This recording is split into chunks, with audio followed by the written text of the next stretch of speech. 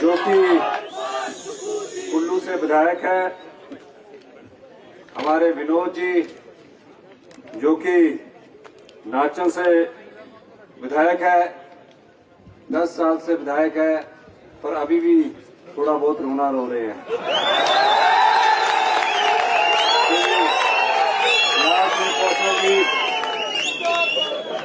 लाल सिंह कौशल जी जो कि हमारे चेयरमैन हैं, हमारे अनुसूचित जाति के, हमारे शशि शर्मा जी जो वाटर कमीशन के चेयरमैन हैं, हमारे संजीव गुलेरिया जी जो एपीएमसी के चेयरमैन हैं, हमारी जिला कांग्रेस कमेटी की अध्यक्षा चंपा ठाकुर जी, हमारे पूर्व में कांग्रेस के प्रत्याशी नरेश चौहान जी, श्री दीप शर्मा जी, केसरीलाल पूर्व प्रधान जी, उपेंद्र ठाकुर पूर्व अध्यक्ष जी, चमन उपमन्यु जी ब्राह्मण कल्याण बोर्ड के मेंबर जी, सिंधु राम जी, चिंताराम शास्त्री जी, चंद्र कौशल जी, प्रेमलाल गुड्डू जी सेवा दल वाले, किशोरी वालिया जी, प्रेम सिंह युवा, श्रीमती जागृति राणा, लेखराज वैद, रॉकी, गोलू, शशि, जगदीश नायक जी, केशव नायक जी मेरे सामने बैठे हैं, नानक चंद जी पूर्व प्रधान, उमा शर्मा जी ब्राह्मण कल्याण बोर्ड, नरोत्तम चौहान जी, भीम सिंह ठाकुर जी, प्रकाश चंद उप प्रधान, मंच पर विराजमान हमारे पूर्व में सीपीएस है हमारे साथी, दो बड़े वरिष्ठ नेता में नाम भूल गया, सोनलाल ठाकुर जी, प्रकाश चौधरी जी, जगदीश रेड्डी जी, पवन ठाकुर जी, जीवन ठाकुर जी, बम्बर ठाकुर जी जो हमारे कांग्रेस के प्रत्याशी है, विजय कुमार जी इस लिस्ट में आगे से मैं देख लू सबको, हमारे टेकचंद जी के बेटे संजय जी, हमारे सभी सम्मानित मंच पर बैठ के जिनका नाम मैं नहीं ले सका, सभी सम्मानित अतिथिगण, नाचन के सभी बुजुर्ग साहिबान, माताएं, बहनें, प्यारे साथियों, प्यारे बच्चों, आज से ठीक 38 महीने पहले आप सबके आशीर्वाद से प्रदेश में कांग्रेस की सरकार बनी। प्रदेश में जब कांग्रेस की सरकार बनी तो पहली बार एक आम परिवार से निकले व्यक्ति को प्रदेश के मुख्यमंत्री के पद के रूप में शपथ दिलाई गई।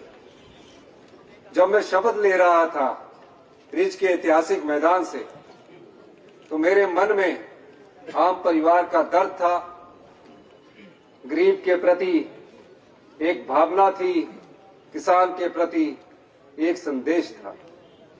मैंने इन सब चीजों को सोचा और कहा, जो प्रदेश की जो संपदा है, प्रदेश की आय कहां से होगी, प्रदेश किस दिशा में आगे जाना चाहिए, इस दृष्टिकोण से मेरी पहली बैठक अधिकारियों के साथ होती है।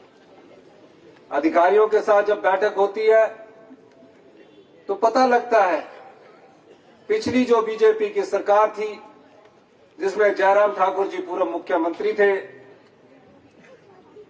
हमने जब हिसाब किताब का लेखा जोखा लिया तो इस प्रदेश पर 76,780 करोड़ रुपए का कर्ज था और 6th पे कमीशन सरकारी कर्मचारी अधिकारियों को दे दिया गया, जो कि उनका हक बनता था। लेकिन एरियर के रूप में 10,000 करोड़ की लायबिलिटी प्रदेश पर छोड़ दी गई। मैंने जब अधिकारियों से बात की कि हमें सरकार चलानी है, हमें सरकार चलाने के लिए क्या क्या करना है, उन्होंने कहा कि सरकार चलाने में बहुत बड़ी आर्थिक तंगी आने वाली है। मैंने कहा कि अभी तो हमें मुख्यमंत्री बने हुए 1 महीना भी नहीं हुआ, किस प्रकार की तंगी आने वाली है, इसका लेखा जोखा आप मुझे प्रस्तुत करिए। उन्होंने कहा कि पिछली जो भारतीय जनता पार्टी की सरकार थी, उन्होंने बिना सोचे समझे 5,000 करोड़ रुपया जो जनता का पैसा था और चुनाव जीतने के लिए बांट दिया। किस प्रकार बांटा? चुनावों से 6 महीने पहले इतनी घोषणाएं कर दी और कहा जिसको जो संस्थान चाहिए वहीं खोल देना चाहिए। विनोद जी कह रहे थे मैंने ये संस्थान खोला, किस समय खोला आपने? 5 साल के खत्म होने के 6 महीने पहले संस्थानों की घोषणा की गई, 1 साल पहले की गई। संस्थान तो खोलना, नोटिफिकेशन करना मेरे पास कोई बड़ी बात नहीं है। लाल सिंह जी कह रहे थे इसको भी आप कर दीजिए, मैंने कहा लाल सिंह जी घोषणा करने में कोई दिक्कत नहीं है। विनोद जी भी बता रहे थे, घोषणा कर रहे थे कि मैंने ये खोल दिया, मैंने ये खोल दिया। आप 10 साल से विधायक थे, आपका खोलने का दायित्व बनता था। आप 10 साल से विधायक होने के बाद अगर आप अपने 6ठे साल में ही खोल देते दूसरे टर्म में तो वो डीनोटिफाई नहीं होते। मैंने ये बात इसलिए कही, ये यही नहीं खुले, पूरे प्रदेश में संस्थान खोल दिए गए। और किस प्रकार के संस्थान खोले? कहा कि सीनियर सेकेंडरी स्कूल 10वीं को हमने कर दिया, ना तो वहां टीचर और लेक्चरर की नियुक्ति की गई। 7 लगता जो सीनियर सेकेंडरी स्कूल था, अगर वहां साइंस क्लासेस स्टार्ट की तो फिजिक्स का एक लेक्चरर वहां भेज दिया, आर्ट्स का एक लेक्चरर वहां भेज दिया। हुआ क्या इससे? जिस स्कूल में पढ़ाई अच्छी हो रही थी उसके 2-3 किलोमीटर बाद जब दूसरे स्कूल को आपने सीनियर सेकेंडरी कर दिया, उस स्कूल से टीचर को उस दूसरे स्कूल में भेज दिया। उस स्कूल की पढ़ाई भी खराब हुई और दूसरे स्कूल के बच्चों की भी पढ़ाई खराब हुई। और क्या छोड़ के गए जयराम ठाकुर जी? हमें पूरे देश में गुणात्मक शिक्षा के आधार पर 21वें स्थान पर छोड़कर गए। ये मैं नहीं कह रहा, दिल्ली में भारतीय जनता पार्टी की सरकार है, उसने अध्ययन किया और कहा कि शिक्षा के क्षेत्र में हिमाचल प्रदेश 21-22 में 21वें स्थान पर पहुंच गया गुणात्मक शिक्षा में। इसका मतलब क्या हुआ? इसका मतलब ये हुआ कि आम परिवार का बच्चा, जो गरीब परिवार, किसान परिवार का बच्चा सरकारी स्कूल में पढ़ रहा है, वो 5वीं का बच्चा दूसरी की किताब भी नहीं पढ़ पा रहा है, क्योंकि वहां गुणात्मक शिक्षा का अभाव है। फैसला हमें करना था। भारतीय जनता पार्टी के विधायक दल के नेता विधानसभा में हल्ला कर रहे थे, मैंने फैसला किया। मैं खुद सरकारी स्कूल से पढ़ के आया हूं, टाट में बैठते थे, 8वीं और 10वीं में बेंच मिलते थे। मैंने कहा सर उस समय सरकारी स्कूलों में पढ़ाई भी अच्छी होती थी, हमारे जो टीचर सरकारी स्कूल में पढ़ाने वाले वो अच्छे हैं, क्यों इतनी गिरावट आई? कहा कि ये 900 स्कूल खोले हैं, प्राइमरी खोले हैं, मिडिल खोले हैं, हाई खोले हैं, सीनियर सेकेंडरी खोले हैं, साइंस की क्लासेस स्टार्ट की है, आर्ट्स की क्लासेस स्टार्ट की है। तो मैंने पूछा कि टीचर कहाँ कब भर्ती की गई? तो पता लगा पिछले साल 5 सालों में टीचरों की भर्ती ही नहीं की गई। और देखिए ये सब आपको धोखा दे रहे थे। हमने कहा कि हम उन स्कूलों को नहीं खोलेंगे जब तक टीचरों की भर्ती नहीं हो जाएगी। 1 साल पूरी मेहनत हमने की, 1 साल पूरी मेहनत हमने की। और मैं आपको बताना चाहता हूं, उसी केंद्र की भारतीय जनता पार्टी सरकार ने हमारे 3 साल के प्रयास के बाद, जिसकी 38 महीने की सरकार है, उसी क्वालिटी गुणात्मक शिक्षा में सरकारी स्कूलों में पढ़ने वालों को 5वें स्थान पर लाकर दे दिया। ये मैं नहीं कह रहा, केंद्र की भारतीय जनता पार्टी की सरकार कह रही है। ये व्यवस्था परिवर्तन है। जहां लोग मांग नहीं करते, जहां किसान मांग नहीं करते, आम परिवार मांग नहीं करता, लेकिन उसके दर्द को समझकर हम उसमें मरहम लगाते हैं, उनकी पीड़ा को समझते हैं, इसी को व्यवस्था परिवर्तन कहते हैं। फिर क्या हुआ? फिर हमने देखा हमारे बच्चे भी सीबीएसई का सिलेबस पढ़ना चाहते हैं, हमारे बच्चे क्यों पीछे रह जाएं? मैंने एक फैसला किया कि 150 स्कूल प्रथम चरण में सीबीएसई स्कूल घोषित किए जाएंगे। उनमें सबसे पहले क्या करने जा रहा हूं अगले एकेडमिक सेशन से 2 महीने के भीतर आप देखेंगे, जिसमें लाल सिंह कौशल जी ने 3 स्कूलों के बारे में मुझे बोला है। उन तीनों स्कूलों को मैं सीबीएसई करने की भी घोषणा करता हूं।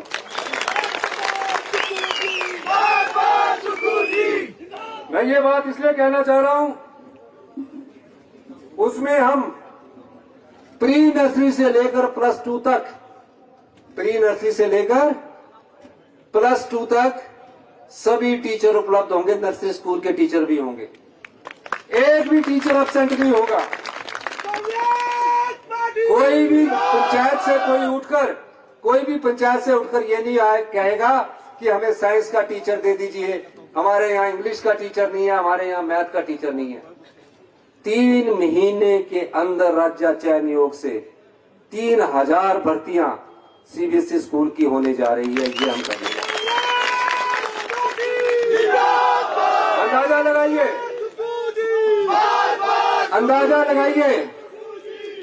अंदाजा लगाइए जिसकी राज्य पर 76,707 करोड़ का कर्ज छोड़कर चले गए होंगे, 10,000 करोड़ की लायबिलिटी छोड़कर चले गए होंगे, और जिनको जो आरटीजी होती है, आरटीजी सरकार का अधिकार नहीं है, वो हिमाचल की जनता का अधिकार है, हिमाचल की पंचायतों का अधिकार है, हिमाचल के प्रत्येक परिवार का अधिकार है।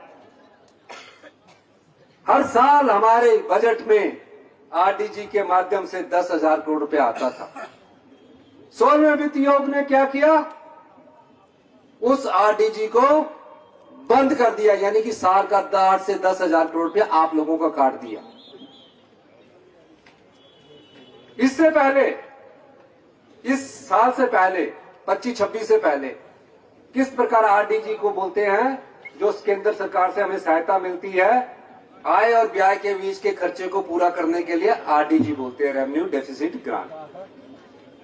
जयराम ठाकुर जी मुख्यमंत्री थे। मैंने पूछा कि जयराम ठाकुर जी के समय आरडीजी कितनी आई? 54,000 करोड़ रुपया जयराम ठाकुर जी को आरडीजी मिली 5 साल में। कब से? 5 साल में, 2017 से लेकर 22 में। और एक जीएसटी बंद हुआ, हमारा टैक्स लगाने की कॉम्पिटेंसी खत्म हो गई, 16,000 करोड़ रुपया जीएसटी का आया, टोटल 70,000 करोड़ रुपया आया। मैंने अधिकारियों से पूछा कि उस समय हमारे ऊपर लोन कितना चढ़ा हुआ था। उन्होंने कहा उस समय आप पर लोन 48,000 करोड़ रुपया चढ़ा हुआ था। तो मैंने ये पूछा कि ये 76,000 करोड़ कैसे हो गया? कहते हैं उस समय जयराम ठाकुर जी ने भी लोन उठाया। हमारे पास एक लिमिट होती है, उसमें सभी सरकारों को लोन उठाने की इजाजत भारत सरकार से मिलती है, ऐसे कोई सरकार लोन नहीं उठा सकती। मैंने कहा कि 70,000 करोड़ का क्या किया? कहते 70,000 करोड़ रुपए का आप अंदाजा लगाइए। अगर जयराम ठाकुर जी ने वित्तीय अनुशासन रखा होता तो 70,000 करोड़ में से 48,000 करोड़ का लोन उस समय की पिछली सरकार छोड़कर गई थी। 70,000 करोड़ में से अगर उन्होंने 30,000 करोड़ रुपया वापिस कर दिया होता तो सिर्फ हमारे पर लोन 18,000 करोड़ रुपया लगता। उन्होंने क्या किया? उन्होंने बड़ी बड़ी बिल्डिंगें बना दी। 1,000 करोड़ की बिल्डिंगें पूरे हिमाचल प्रदेश में बना दी। और सिराज में क्या किया? 50 करोड़ की बिल्डिंग 32 बच्चों के लिए बना दी। कितने बच्चों के लिए? 70,000 करोड़ रुपया उनको मिला। कर्जा अगर उन्होंने वापस कर दिया होता तो हमारे पास अगर 30,000 कर्जा 18,000 करोड़ का लोन छोड़कर जाते। मुझे कितना मिला उसी आरडीजी का? 17,000 करोड़। कितना? और अगले 1 अप्रैल से वो भी मिलना बंद हो गया। हमने क्या किया? हम ये बताने के लिए आपके पास है क्योंकि हम आपकी जवाबदेही चाहते हैं। हमने उससे स्कूल अच्छे किए, कर रहे हैं। ओल्ड पेंशन स्कीम दी, 70 साल से ऊपर का सारा ईयर दिया, डीए दिया 7% तक का, और भ्रष्टाचार के चोर दरवाजे से जो जनता की संपदा को लुटा दिया जाता था उसको लुटने से बचाया और 3800 करोड़ रुपए का राजस्व इस जनता के लिए हमने कमा कर दिया। मुझे 70,000 करोड़ रुपया मिला होता, ये प्रदेश कर्ज मुक्त होता, किसी प्रदेश के किसी व्यक्ति पर कर्ज ना चढ़ा होता। मैं ये बात दावे के साथ कह सकता हूं कि हम सुधार की दृष्टि से आगे काम कर रहे हैं। हमारे मन में सिर्फ आम जनता है, बीजेपी के मन में क्या था कि 5 साल तक रहो, 5 साल तक जो मर्जी करना करते जाओ। मैं पूछना चाहता हूं, मंडी से 10 सीटें दी, मंडी से 9 सीटें दी, नेर चौक के हॉस्पिटल में गया मैं, मेडिकल कॉलेज है जो कांग्रेस की देन है, ऑस्कर फर्नांडिस जी ने दिया। मंडी में जाकर मैंने क्या देखा, उस हॉस्पिटल में आप जा रहे हैं जहां आपके इलाज के लिए मशीनें तक नहीं है। 5 साल मुख्यमंत्री ने, मंडी जिले के मुख्यमंत्री, जिले का मुख्यमंत्री मतलब ये नहीं होता, जिले के लोगों का दर्द बांटने वाला मुख्यमंत्री होता है, जो जिले के लोगों का दर्द बांटे। क्या है वहां? एमआरआई की मशीन, जिससे आपका पता लगना था कि आपको कैंसर है, गॉल ब्लैडर का है, कुछ पेट में है, वो आपके नेर चौक में नहीं लगी हुई थी, प्राइवेट के पास अपने दोस्तों के लिए लगाई गई थी। अंदर से पर्ची बनती है, बाहर आपका एमआरआई होता है और 4000 रुपये आपकी जेब से चला जाता है। फिर क्या होता है, डॉक्टर देखता है उसके पास मशीनें नहीं है, वो आपको रेफर कर देता है शिमला के लिए, आईजीएमसी के लिए, या एम्स के लिए, या टांडा के लिए। गरीब आदमी, आम आदमी जाता है, पहले 4000 वहां देता है, फिर वो दोबारा से एमआरआई और एक्सरे और अल्ट्रासाउंड होता है, फिर 3000 रुपये वहां देता है, फिर पहुंच कर इलाज का पता लगता है कि मेरे को तो ये बीमारी हो गई है, बीमारी बढ़ चुकी है। और जब बीमारी बढ़ जाती है, उस समय अपना जान बचाने के लिए वो कुछ भी कर देता है, अपनी जमीन तक बेच देता है, कर्जे ले लेता है। ये क्यों होता है? क्योंकि हमने उस हेल्थ सेक्टर की तरफ ध्यान नहीं दिया। हमने क्या किया, मैंने मेडिकल कॉलेज गया, आज ऑपरेशन जो होगा रोबोटिक सर्जरी का, जो 5 लाख रुपए का ऑपरेशन होता है रोबोटिक सर्जरी का, जो एम्स में होता है, दिल्ली एम्स में होता है, आज मैं उसका उद्घाटन करके आया हूं ताकि गरीब लोगों को उसका ऑपरेशन मिले। आम लोगों को प्राइवेट हॉस्पिटल या एम्स में जाओगे 5 लाख रुपया लगेगा, यहां सिर्फ 50,000 रुपया लगेगा, वो भी मशीन की कीमत के लिए। ये है एमआरआई दी आप लोगों के लिए, जो एम्स में लगी है। 3 महीने के अंदर नेर चौक में आपको यह पता लग जाएगा कि मुझे बीमारी क्या है, पथरी है कि क्या है। वो दी आपको किसी दूसरे हॉस्पिटल में जाने की जरूरत नहीं होगी। कैथ लैब दी, अरे भैया कैथ लैब दी, ताकि किसी को हार्ट अटैक हो तो तुरंत प्रभाव से उसके जान बचाई जा सके। उसके लिए मैंने कैथ लैब के लिए 12 करोड़ रुपया स्वीकृत किया। हमसे किसी से मांगा नहीं, हमसे किसी ने मांगा नहीं। यही व्यवस्था परिवर्तन है कि जब आम आदमी का दर्द लेकर कोई आम परिवार का व्यक्ति मुख्यमंत्री बनता है, तो उसको पता होता है कि उसने जब धक्के खाए होते हैं कि मुझे क्या करना है। एक और बड़ी विचित्र बात इस प्रदेश में हो रही है, हिमाचल विरोधी भाजपा है। क्यों है समझ नहीं आता। हिमाचल विरोधी क्या है? हिमाचल विरोधी, हाथ खड़ा करके बता रहा हूं, हिमाचल विरोधी। अब क्यों है मैं बताता हूं। प्रदेश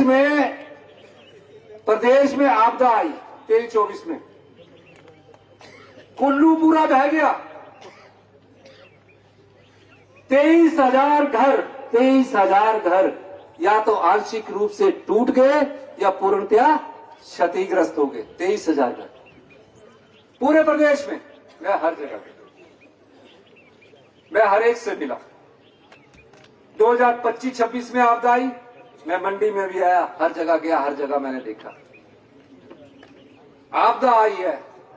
भारतीय जनता पार्टी बोल रही है विधानसभा का सेशन बुलाओ।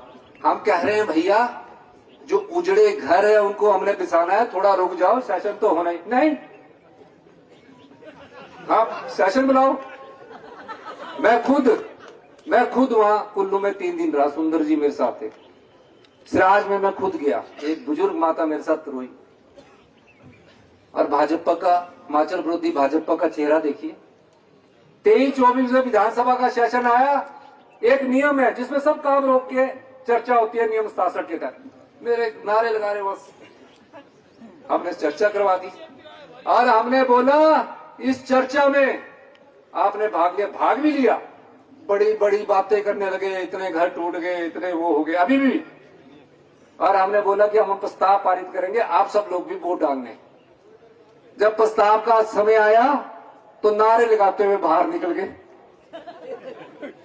भाई क्या ये हिमाचल विरोधी भाजपा नहीं है? मेरा घर बन रहा था, मैंने क्या किया, हमारी सरकार ने क्या किया। प्रधानमंत्री आवास योजना के तहत 1.5 लाख मिलता है, जिसमें 20,000 राज्य सरकार डालती है। मैंने अधिकारियों की बैठक ली, कहा जी 1.5 लाख रुपया दे सकते हैं, 23,000 आंशिक रूप से घर टूट गए। मैंने बोला 1.5 लाख में क्या बनेगा, घर भी नहीं बनता है। कानून है, नियम है। मैंने कहा मैं आम परिवार का दर्द जानता हूं।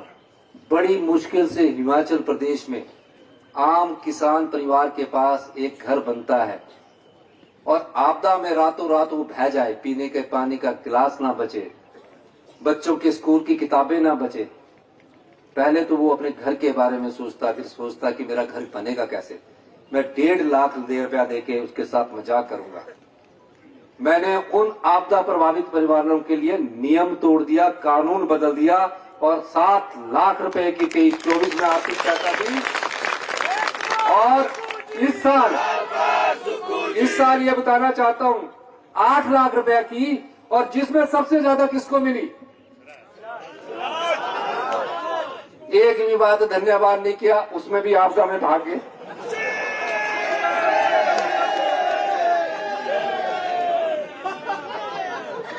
आपको जिले का मुख्यमंत्री चाहिए, जो दर्द दूर करने वाला मुख्यमंत्री चाहिए। जिले के नाम से मुख्यमंत्री बन गए। 300 घरों को मैंने 8 लाख रुपया दिया, उन्होंने नहीं दिया। वहां से हमने एक कॉलेज को शिफ्ट किया कि नाचर में दे देते हैं, यहां धनोटू में,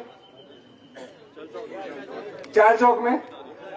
बच्चे रो रहे हैं, रात को वहां आपदा आई है, बच्चे रो रहे हैं, दूर दराज से आए। हमने कहा कि हम उसको चार चौक में दे देते हैं, कहते गडारी में दे देते हैं, मेरे को नाम नहीं पता, चार चौक गडारी में दे देते हैं। उनको बोलते क्यों दिया चार चौक में? मंडी भूल गए तो सिराज याद आ गया। कैसे? फिर देखिए, आपकी जेब से 8-10 हजार करोड़ रुपया चला गया। हमने 3 दिन का स्पेशल सेशन बुलाया, बड़ी बड़ी बातें की इन्होंने, होना ही चाहिए। और जब बारी आई तो नारे लगाते रहे और बाहर निकल गए। भाई सरकारें आती जाती है, हम मुख्यमंत्री आज है कल नहीं होंगे, मंत्रिमंडल में आज है कल नहीं होंगे, लेकिन प्रदेश के अधिकारों पर जो चोट कर रहा है, उस अधिकार की लड़ाई हम सबको, चाहे बीजेपी या चाहे कांग्रेस है, सबको मिलकर लड़नी है।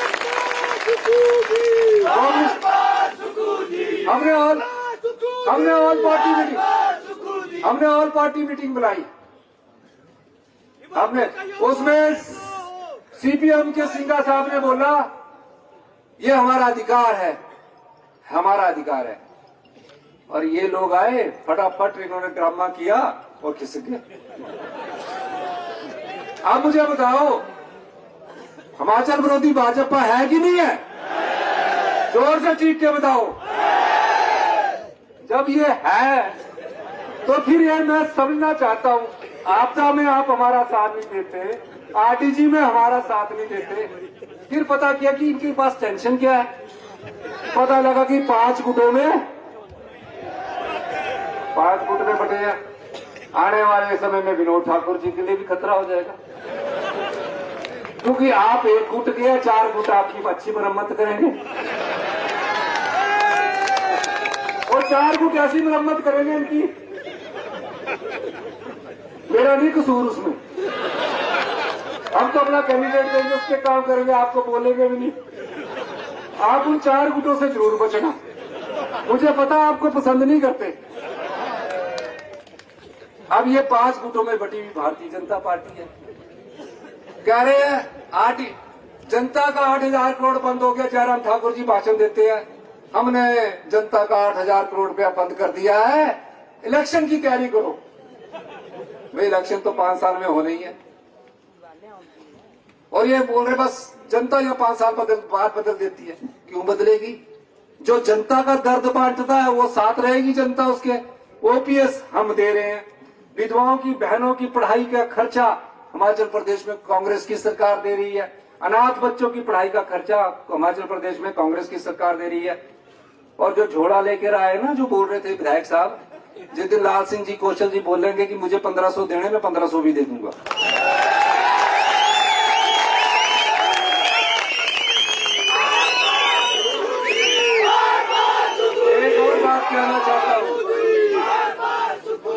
एक और बात कहना चाहता हूं, हम जनता की सेवा के लिए आए हैं।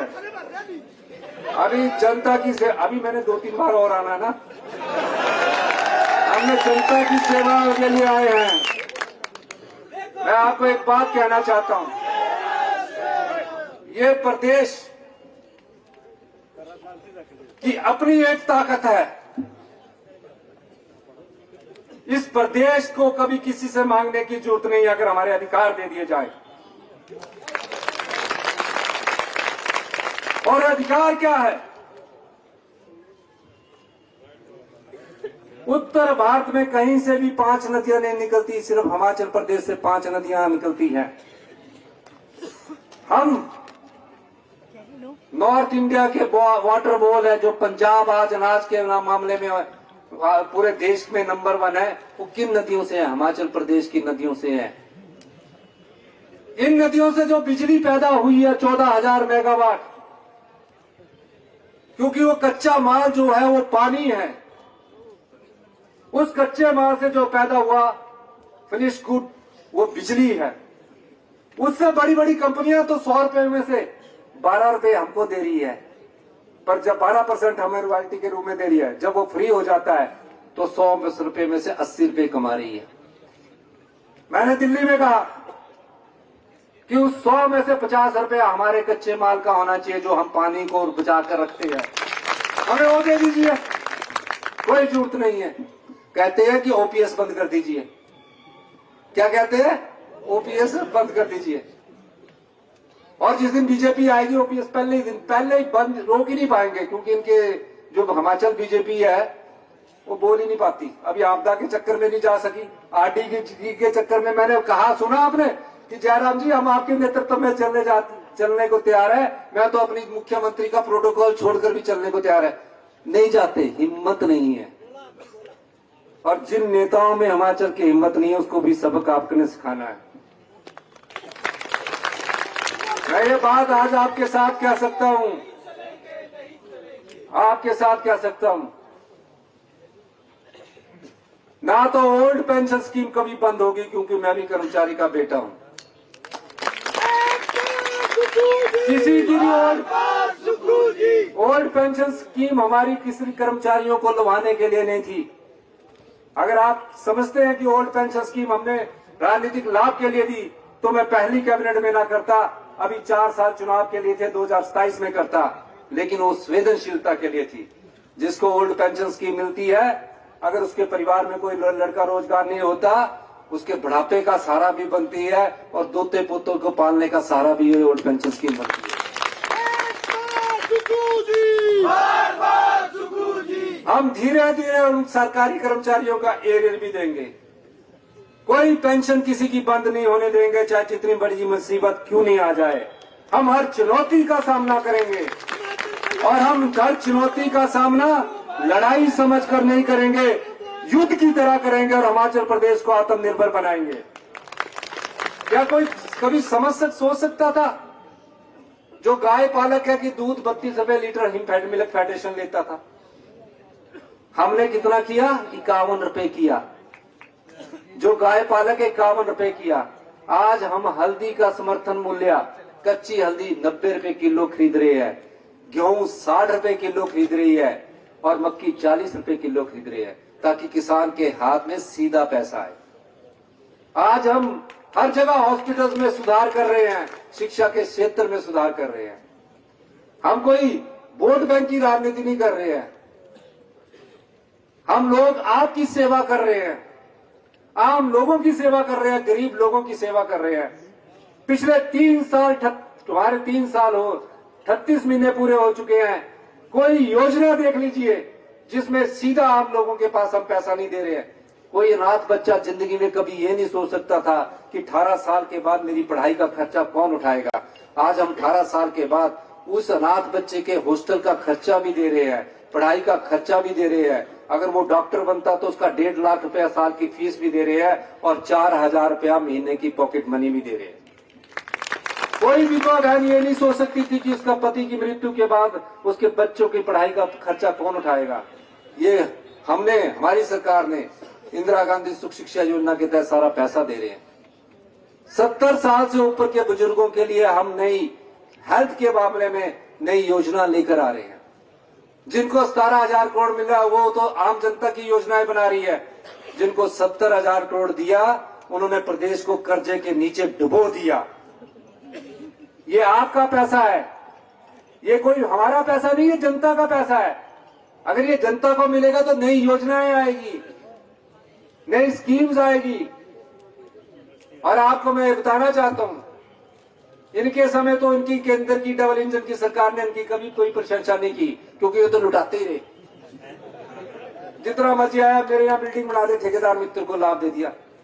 इनका एक बहुत अच्छा काम है, रोज इनके बीजेपी का ना जो राज्य का दफ्तर है उसमें सोशल मीडिया में मैंने कोई गलत शब्द भी बोल दिया तो सोशल मीडिया में मेरे खिलाफ चले रहते हैं, वायरल करते रहते हैं। 2-3 न्यूज चैनल बनाए हुए वो ऐसी खबरें चलाते रहते हैं। जितना मर्जी है चलाओ, लेकिन सच कभी हार नहीं सकता। झूठ बार बार सच से टकराता है, झूठ किसी ना किसी रूप से सच से लड़ने के लिए आता है। अंत में जीत सच की होती है।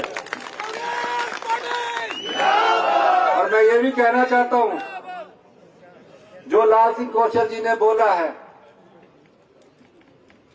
और नरेश जी भी है, जो भी इन्होंने बोला है उन सब मांगों को पूरा किया जाएगा। और एक बात और कहना चाहता हूं, एक बात और कहना चाहता हूं,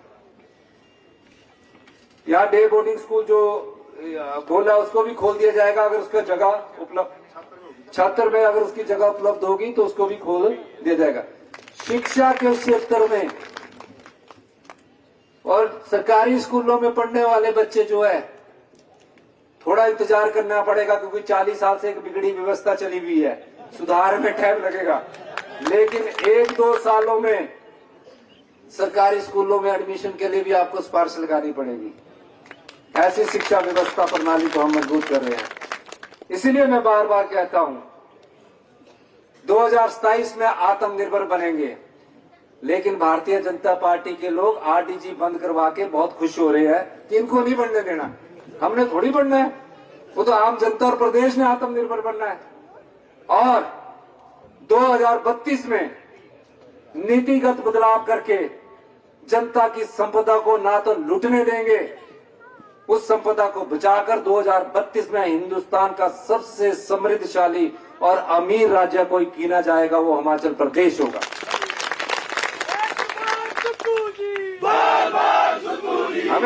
हमें सत्ता का लालच नहीं है, हमें सेवा का लालच है। हम सत्ता में सत्ता सुख के लिए नहीं आए हैं, हम व्यवस्था परिवर्तन के लिए आए हैं। यही व्यवस्था परिवर्तन होता है कि हम जनता की आवाज बनकर जनता के दर्द सुनकर उसको दूर करें।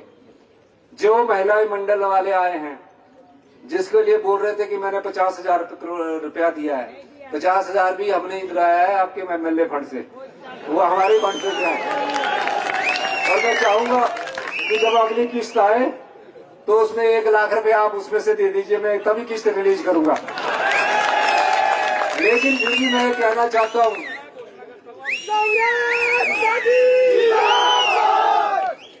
जो भी लाल सिंह जी ने कहा है महिला मंडलों के लिए, इनकी लिस्ट देके कहते 30-35 महिला मंडल आए हैं। जितने भी अभी जाओ यहाँ आए हैं, फिर दूसरी जगह भी तो चलेंगे, वहां भी तो आपने भाषण देना है। 15 साल से हमारे लाल सिंह जी की बेटी के सड़क का आप बात कर रहे थे, आप ही दे देते विधायक निधि से। मैं ये कहना चाहता हूँ कि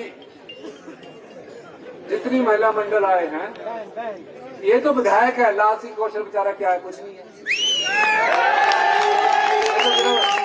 अभी मेरे चेयरमैन बनाया ताकि इनका नाम भी लिखा जा सके। तो एक बात कहना चाहता हूँ, जितने भी महिला मंडल आए हैं, मैं इनके कारण उनको 51,000 रुपए देने की घोषणा करता हूँ।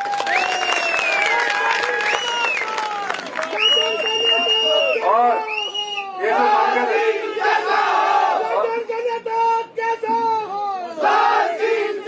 जो मांगे रखी है, इनको भी मैं पूरी करने की घोषणा करता हूँ।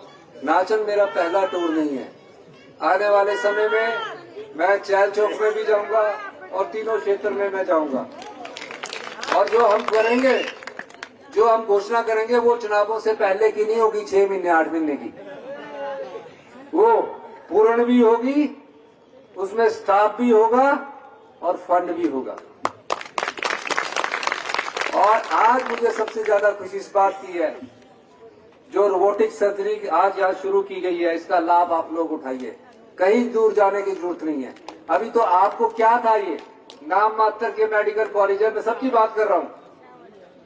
वहां से क्या करते, इधर से उधर भेज देते, उधर से उधर भेज देते, बेचारा गाड़ी में इतने पैसे खर्च हो जाते, फिर टेस्टों में इतने पैसे खर्च हो जाते। ये सब चीजों से हम इसको, कांग्रेस पार्टी, ये सारी चीजें मैं वहां करूंगा। मैं एक बात और आपके साथ कहना चाहता हूं, आप जो सरकार आपकी है वो जनता की सरकार है, आपके दर्द बांटने वाली सरकार है, आपकी सेवा के लिए सरकार है। अंदाजा लगाइए, 70,000 करोड़ मिला जिनको और 17,000 करोड़ मिला। कोई हमारे किसी भी कैबिनेट मिनिस्टर पर भ्रष्टाचार के आरोप नहीं लगे। जितने भी भ्रष्टाचार में सम्मिलित लोग होंगे, जेल की सलाखों के पीछे जाएंगे, क्योंकि उन्होंने जनता की संपदा को लूटा है। और मैं ये भी कहना चाहता हूं, उनकी हमने सूची तैयार की है, आने वाले समय में उनके खिलाफ सख्त से सख्त एक्शन किया जाएगा, ये मैं कहना चाहता हूं। चिट्टे में जो भी सम्मिलित कर्मचारी पुलिस के थे, 11 को हमने बर्खास्त कर दिया है।